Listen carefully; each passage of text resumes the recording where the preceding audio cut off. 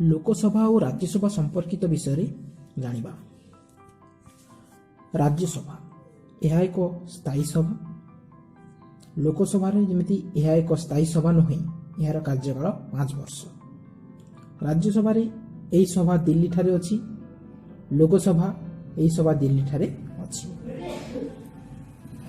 राज्यसभा यही सभार सभ्य माने विधानसभा सभ्य मान द्वारा निर्वाचित हुअन्ति और लोकसभा यही सभार सभ्य माने प्रत्यक्ष भावे लोक मानक द्वारा निर्वाचित हुअन्ति। राज्यसभा सेमिति आ गोटे उपराष्ट्रपति यही सभार स्थायी सभापति, लोकसभा बाचस्पति यही सभार सभापति।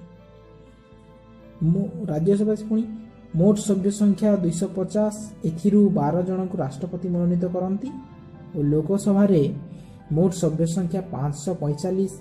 आंग्लो इंडियन संप्रदाय कहीं नथिले राष्ट्रपति 2 जन को मनोनीत करती। राज्यसभा प्रत्येक सभ्य 6 वर्ष रहती और लोकसभा प्रत्येक सभ्य 5 वर्ष रहती। राज्यसभा प्रति 2 वर्ष 1 वा 3 अंश सभ्य अवसर नियंती, सेमानक स्थान रे नुआ सभ्य आसंती। पुणी राज्यसभा लोक संख्या अनुपात रे सभ्य संख्या स्थिर हुए और लोकसभा लोक संख्या अनुपात रे सभ्य संख्या स्थिर हुए।